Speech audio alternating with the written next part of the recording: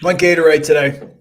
My daughter's trying out for the school play, and she keeps singing that song, I Need a Hero, all day long. And I love her. It's driving me crazy, but I love her. So today we're going to find our heroes. We're going to find our heroes today in the college basketball slate. Mike Randle with you, FTN Fantasy College Basketball. Welcome. We're thrilled that everybody's here.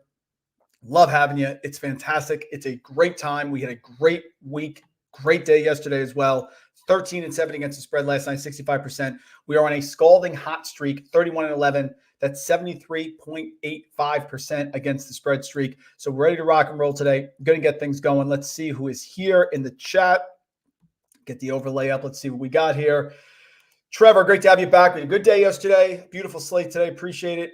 Ben in the house. Ben, I'm sorry. You asked me for my favorite picks yesterday. I want to publicly apologize. I hate picking one or two. I hate it. It's the thing I hate the most. So don't do that anymore, Ben, because it makes me pick and I have to be specific. I give you all the picks. I talk about the games, volume plus accuracy. You make the selection, so I apologize there. Ben, Manu in the house. Manu, great to have you here. Appreciate it. We need some winners today. We are here. Of course, Ben, keep it rolling. Joey, great to have you. Joey, we have to connect next year, at the fantasy out in August when we go out there for the Expo. Got to connect in the Expo. Really excited. Got to see you hanging out. Mike's been dishing winners. Yes, Trevor, let's go. Here we go, folks, in the house. Kevin Meyer in the house. Kevin, great to have you here. Let's go. Here we go. Rock and roll, folks. Let's go. Let's get some stuff going here. You know, I like Army.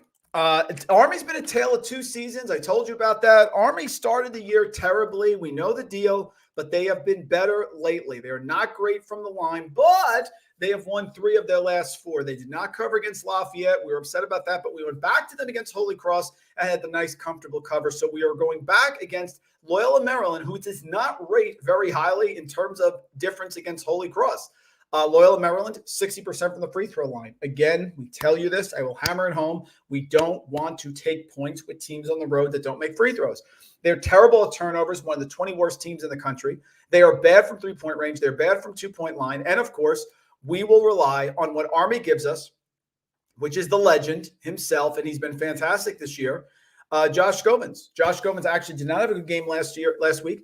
The freshman, Josh Scovins, only 9 points, 1 of 7 from three-point range, but his teammates picked him up. So I think Scovins is a good game. I think Army covers. We are giving 3.5.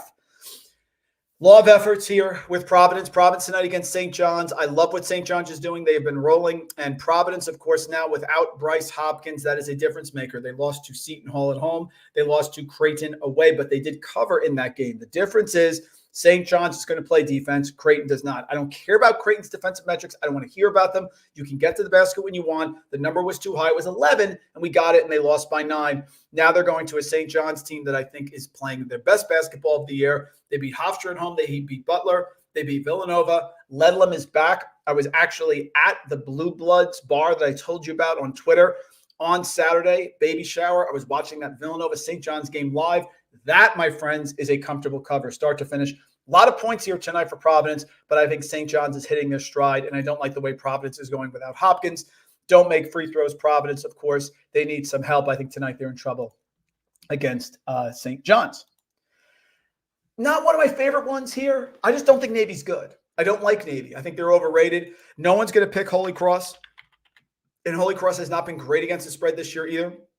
But Navy's offensive metrics are abysmal. 20% from three-point range, 45% from inside the arc.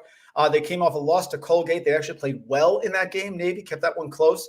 But that game was at home. Now they're away at Holy Cross. I don't trust them away.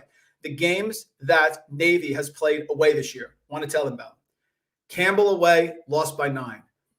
UC San Diego away, lost by 18. San Diego away, lost by 8. George Washington away, lost by 2 in overtime. Quinnipiac away, lost by 3. Youngstown State, lost by 10. And Colgate, lost by 8. I'm going to take Holy Cross with the 4 points because I don't trust Navy on the road. 4 is a lot. I would expect this to trickle down. I took it right away. Let's see how we do. I understand East Tennessee State is very good at home. I do understand that. But Western Carolina is the real deal. And I'm going to lay these points on the road because I think they're going to cover. I love what this Western Carolina team does, especially on offense. They are legit. And if you're not aware, Vontarius Woolbright is one of the best players in college basketball, period. Fantastic guard, great rebounder. They have the 3-headed monster with DJ Campbell and Trey Jackson as well. They are playing East Tennessee State away. East Tennessee State is very tough. But you have a Western Carolina team under Justin Gray that wants to win the SoCon. They are 2-0 in the SoCon. This is a big, big game. Nothing on the horizon. They have Mercer on the horizon, on the road. Not a big matchup. They beat the Citadel at home. They beat away. They beat Wofford at home. That's fine. East Tennessee State, tough on offense, needs to turn you over. I don't think they're going to turn over the Catamounts. I know people get nervous when you're laying a point or two on the road. I am not. I'm taking Western Carolina -1. This one is not for the faint of heart. I think Gardner Webb pounds Charleston Southern tonight. Charleston Southern is not good. And the one thing Gardner Webb can do is they can turn you over. They can get up. They play at a fast pace. They can get up and down the floor, and they can force you into turnovers, not necessarily from their pressure, but from their style of pace. Not great on offense, not great on defense, and they have lost 5 straight games in a row. So you're going to say to me, Mike, you are laying 12 points with a team that has lost 5 in a row. Yes, we are, because 4 of those games were away. 1 was on a neutral. They haven't been home since Monday, December 11th, and now they're home today against Charleston Southern. Charleston Southern is terrible. They can't make it from inside the arc. They can't shoot 3-pointers. They lost 3 games. They lost to North Carolina away by 45. They lost at home to Presbyterian by 7, only a couple more points with this line, and they lost a long one away by 19. I'm laying it with Gardner Webb, not for the faint of heart here, but yes, we're taking a team that's lost 5 in a row and laying 12 points. Why? Because that's what we do. Don't think Louisville's very good. I don't know if Wooga Poplar is going to play. If he does, I'll be very excited because I think this is an easy one then, but we're going to lay the points. Miami has turned a corner. This team is poised. They see that there is an opportunity here in the ACC for them to make another deep run. Miami is 2-1 in the ACC this year. They lost to Wake Forest in overtime. That is a very tough game. We did get that cover on Saturday, though, 4.5. Thank God for the hook. But they took a Wake Forest team that is really tough at home to overtime without Wooga Poplar. That's how well they're playing. They pounded Clemson by 13 points. They beat Clemson by 13 points at home. And you're telling me they can't beat a Louisville team, which you know is dead man walking this year, by 17. The 17's a little high. 9.5 I'm okay with. But if Wooga Poplar plays, I think that first half line goes to 10. And I think Miami gets up to 17 or 18. So I'm going to take a shot at it. We hit it first half with Houston and full game on the weekend. Let's see if we can get it here. Talk about my daughter singing I Need a Hero. I mean, Johnny Dawkins, you are our hero. Kansas -7.5. UCF was great for us with the horrific effort. I think it was against Kansas State, right? Yeah, I think it was against Kansas State. So now you have Kansas on the road, who is always really, really tough, and they're going to UCF. I understand that this line is high. I do. But they beat TCU at home by 2. TCU is very well coached, Jamie Dixon. They always keep it close. We got that one right, +9 at home. But they went to Wichita on neutral and buried Wichita. Yale at home, they beat by 14. But when they go away, they usually show up. The only way they don't cover was a game like Indiana on Saturday, December 16th, when Indiana was scalding hot to start the game and they had to work their way back. I like it. I like Kansas. I understand it's UCF, and I'm biased, and I never pick Johnny Dawkins. I know everybody's going to say that, except very rare occasions, actually.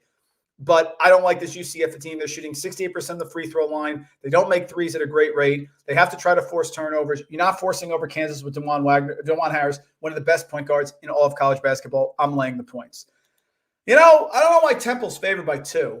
Temple almost gagged that last game. We got that one covered, but they almost really blew that one. Temple has not been great this year. 44% from inside the arc, 30% from three-point range. They don't turn the ball over, which is great, but they don't force a lot of turnovers. They got that Wichita State cover, but as one of our subs, I forget who it was, had a mistake. He hit 5 units instead of a half unit on it, but he ended up cashing it. That was uncomfortable. East Carolina has been very impressive this year. East Carolina beat Tulsa.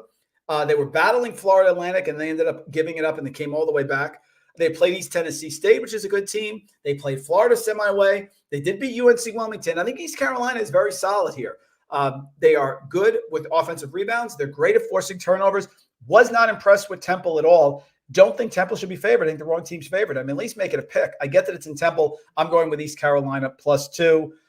Mother of God game. You heard me talk about these. Colgate dropping a huge number against Lafayette. I don't think Lafayette can hang with them.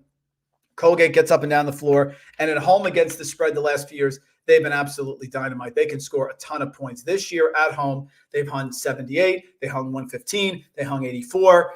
They've been fantastic.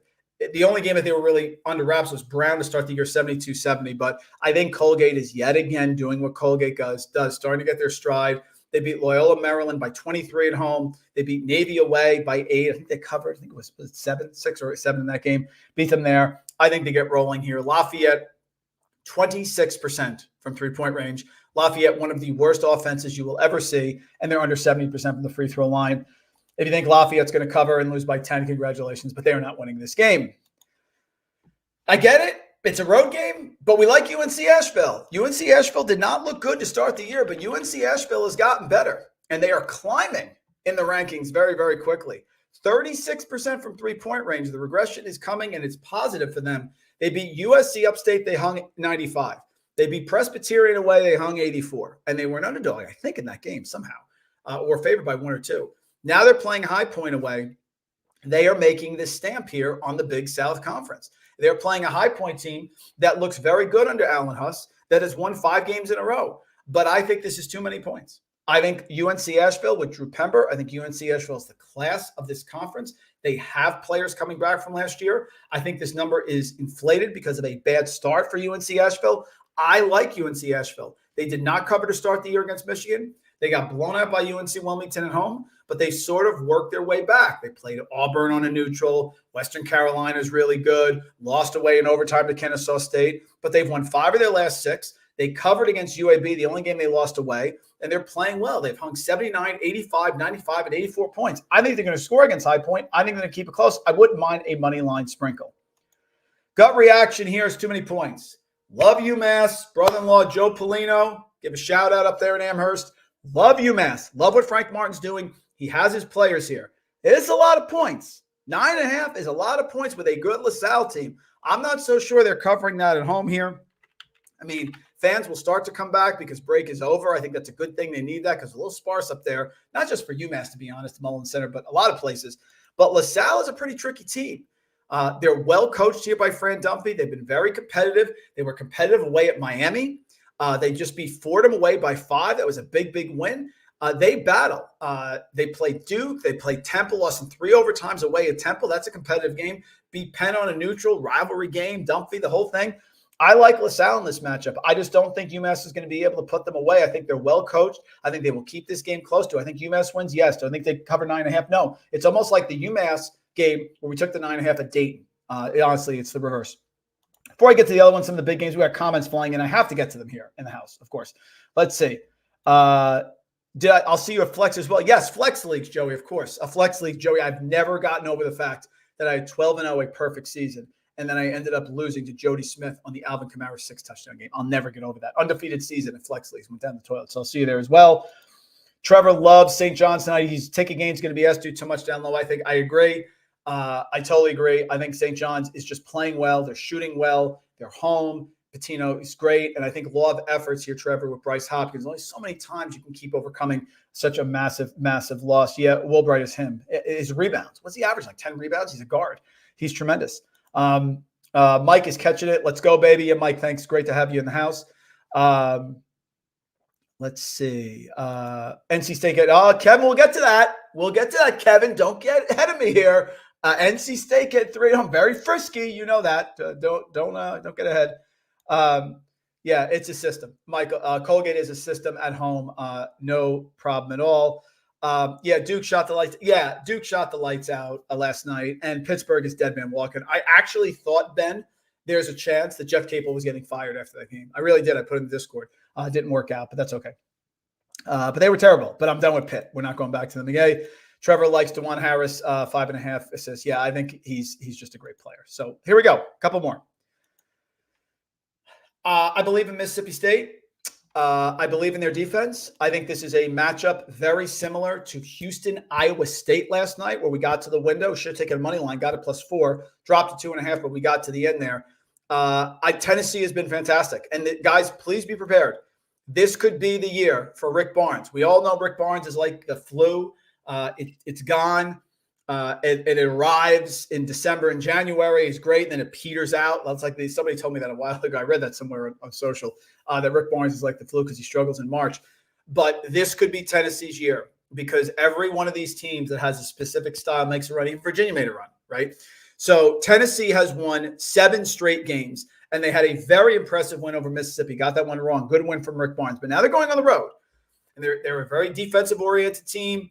They're number 2 in the country in adjusted defensive efficiency behind Houston. They hold opponents under 30% from three-point range. They make 78% of their free throws. They're very good.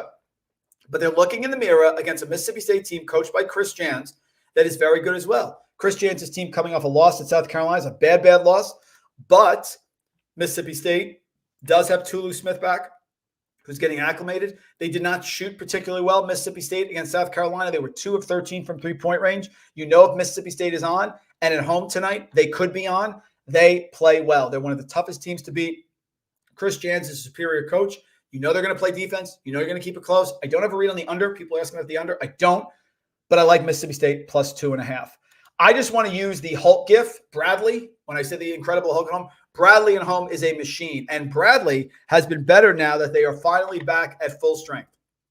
Bradley is 10-5 overall. Brian Wardell, Missouri Valley Conference. They are 2-2. They lost their first 2 games, Murray State and Indiana State. But the big deal is they have Connor Hickman back. And what did Connor Hickman do in their last game? A destruction of Missouri State at home. He had 25 points, and Connor Hickman was 6 of 11 from three-point range. So this Bradley team is a tale of 2 teams. With Connor Hickman, they're lights out. Without Connor Hickman, they struggle. They beat SIU at Edwardsville. They had a non-Division I win against Truman State. They beat Valpo by 25. They scored 86 away. They beat a decent Missouri State team at home, scored 26. Bradley at home is tough. It's a lot of points. And Evansville has been very good this year. It's been a surprising team. They're great on the defensive boards. They've lost 3 in a row. Cincinnati, Indiana State, Murray State, those are good teams. I am not going to fade Bradley at home. I'm not going to leave my wingman. I'm not going to fade Bradley at home. I get the concept that like Drake is really solid and Drake is one of the top teams here in the conference. They have played well year after year. Darian DeVries does a fantastic job. I'm not giving 2.5 points to Indiana State. I understand it's tough to win at Drake. Drake is coming off a loss away at Belmont. You're going to get their best effort. Drake is really good at home. Guys, Indiana State is really good. Indiana State is number 1 team in effective field goal percentage this year. Indiana State plays at one of the fastest paces in all of college basketball. Indiana State's offense is great. I'm not going to lay points because it's at Drake. This is not the same Drake team of a couple of years ago. I know they're very tough. I know they're good, but they struggled against Belmont. Tucker DeFreeze, coach's son, struggled. Darnell Brody inside can be a little foul trouble and just be a little out of it here. Don't know why we're giving it, except we're overrating Drake's home court. I get it. It's tough to win on the road. 2.5 for a team I think wins outright. I'll take it every time. Here you go, Kevin. You paying attention? This is Kevin Keats' national championship game. Kevin Keats here at NC State wants this game badly. He's a guy who's always on the hot seat. They're 3-0 in the ACC. North Carolina is 3-0 in the ACC. This is the old rivalry game here down in Raleigh, North Carolina. NC State has beaten St. Louis, Detroit Mercy, Notre Dame, and Virginia. Now they're home. They're ready to go. There was no look-ahead spot against Virginia. They pounded Virginia. They are very, very tough at home. You know my thoughts on North Carolina? RJ Davis is the man. He's playing like a first-team All-American. Armando Bacot can be really solid inside. Harrison Ingram is the X factor. I understand all that. I just don't trust them, and I don't trust them as a favorite on the road. They delivered against Clemson. They delivered against Pittsburgh when Pittsburgh shot like 2 for $5 million from three-point range. I don't trust them. You beat me again, North Carolina. I will tip my hat to you here, but I am not giving up on it yet. I'm going to fade Hubert Davis in a big game. I'm going to back Kevin Keats as a home underdog. I'm going to back a good NC State team at home, which is very live. I believe in NC State and the Wolfpack. We're taking the 3.5 with them here. Murray State stinks. I don't like Murray State. I don't like what they're doing. Missouri State, you're going to get a maximum effort from Missouri State, like I said, coming off the bad loss to Bradley by 26. Missouri State is 1-3 here in conference. Missouri State is 1-3 in the Missouri Valley Conference. They cannot afford to lose this game. They are home against Murray State. You have Dana Ford, team who's great at defending the 3, which is very important here against a Murray State team that needs to generate points from 3. They only shoot 32% from three-point range, but they score 30% of their points from three-point range, which means they take a lot, and they need to generate a lot to get those points going here. Terrible on defense, Murray State against the 3. Don't like Steve Prohm. Never have. Don't like them against the spread. I'll take Murray State laying 5.5. This one is for last. Do not bet this game. If you follow one thing that I say, do not bet this game.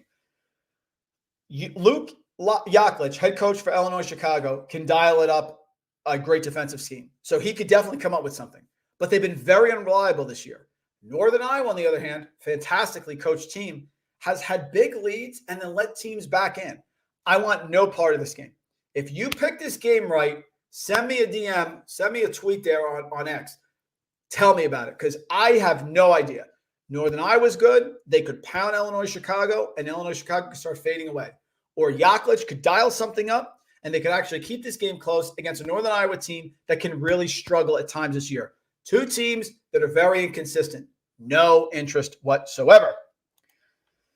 UConn got us last time against Butler, but I'm going back to it here. Xavier at home needs this win in the worst way. Xavier has lost 2 of their last 3. They are 1-2 here in the Big East. They cannot afford to go to 1-3. They're coming off a loss at Villanova by 1. Sean Miller is a great coach, does a fantastic job. They are great on defense. They're top 30 against the 3, so they should hold Caravan down. They are great on the interior. They're top 30 on interior defense, allowing 44%. And they've had some the great offensive rebounding, but they got to be able to score. I expect them to be able to score tonight. I think we need Desmond Claude. I think we need Quincy Oliveri, who are combined 1 of 10 from three-point range. They usually score at home. They usually get their pace at home. UConn has escaped the last couple of games. Danny Hurley doing a fantastic job, but they played Butler away. They barely covered. They pounded DePaul. What else is new? They beat St. John's at home, but they didn't cover. Seton Hall away, they lost. They're kind of treading water here. And they're struggling because, of course, Klingon is the variable that they need, but they have not had Klingon back. That's the problem. Stephen Castle's been great, the freshman. Cam Spencer hits big-time shots. If he's open at the end of the game, you know it's going in. Tristan Newton has been surprising, and he gets to the free throw line a lot. 5's a lot. Not laying 5 with UConn on the road. A lot of people like Ohio State. I think Mike Kutry, even our guy here, the master, at FTN's on Ohio State. I'm going to take Wisconsin. 2.5 points. I think they're the better team. I think Ohio State's a little inconsistent. Wisconsin has just been super impressive. Look at what Wisconsin has done the last few games. They are 3-0. They are atop the Big Ten standings. They're ahead of Purdue, who, by the way, lost their second game in Nebraska. Got that one right last night. Wisconsin is solid. They've won 5 games in a row. They've won 11 of their last 12. The only game they lost was away to Arizona. Ohio State does not present the sort of high-power, explosive offense that Arizona has. I'm going to take it. I'm going to take the 2 points. They destroyed a good Nebraska team at home. I'll take it with them. Say it with me. You know what it is. Scott Cross covers. Scott Cross covers. I love this Troy team. I followed Scott Cross. He does a great job teaching rebounding. One of the best coaches, I think, in the country. So underrated.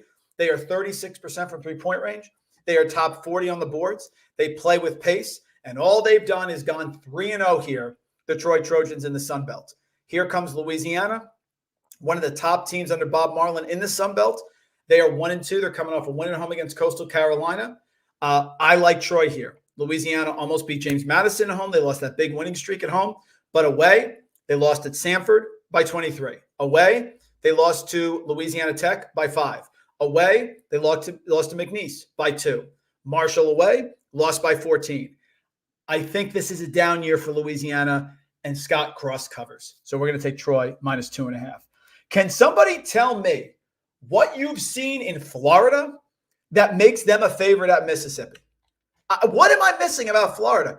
Everybody loves what is going on with Todd Golden. Todd Golden, a very great basketball mind. Very great basketball mind. I don't know if he's done enough to deserve to be favored by 2.5 at Ole Miss. That I don't get.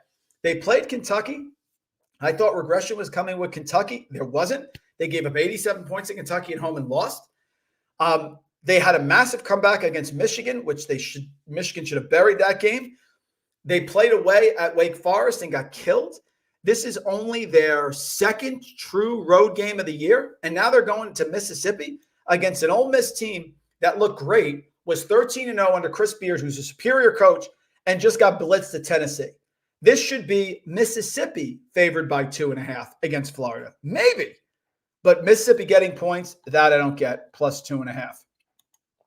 People who have watched this show, our loyal subs, must be laughing at this one. You're going to give me 3 points at Mike White? Unless Georgia is just a team that this year is much better than I'm giving them credit for, which I don't think they are, there is no way they should be getting 3 points. Georgia is 11-3. I understand that. Georgia has won 3, 6, 9 straight games. Georgia won at Missouri. Great job. They are solid on defense because Mike White can coach defense. Not the issue. It's the offense that worries me here. And here comes an Arkansas team with Musselman that's coming off their own home loss to Auburn where they got destroyed. I would make it Arkansas -1 or maybe a coin flip, but you're going to give me 3 points? I like Arkansas. I think they're the better team. I think they're the better coach team. I think both teams struggle, but I think Arkansas's defense is also strong inside, and I don't think Georgia can generate enough offense, even at home, to put Arkansas away. Last game, then I'll get to your questions that I have. Been impressed with California. This is the late night game, so if you want a little pocket change late night, we can go to this one. California, under Mark Madsen. I've loved them. They started 2-5. Then they beat Santa Clara at home. Then they lost away to Butler in 2 overtimes, a game they almost won. Then Mississippi on a neutral, lost by 10, but played well. Then they played Arizona. Arizona State, lost by 2 at home. USC, lost by 8 away, but covered. And then UCLA, they won away by 9 because UCLA right now is a train wreck. This is a young Colorado team. This is an inexperienced Colorado team. This is a Colorado team that on the road is going to be a little different than home. They lost away at Arizona. They lost away at Arizona State. Now they're going away to California. People just assume that Colorado is going to bounce back. Not so fast. I think Mark Madsen's a good coach. I think California can get things done. They have the ability to get very hot from 3-point range. That can happen. And you've seen it happen before. A guy like Jalen Cohn can hit 5 3-pointers, 4 3-pointers. He's a very streaky scorer. I just don't like laying points in conference games on the road. You know that. And I like what Mark Madsen's doing with this team. And I don't think that Colorado, with such a young team, is going to be able to really pull away from this game early at all. I may even sprinkle on the money line. There you go, folks. Let's get to your questions. Scott Cross covers. You got it, Ben. Thank you so much. Yeah, Trevor, I stayed away from this one. My lean would be Florida Gulf Coast, but I don't have a big, strong opinion about this. Queens can be tough at home. They do a nice job. I think Florida Gulf Coast is a little overinflated over the one over Florida Atlantic. I like them, but a little bit there.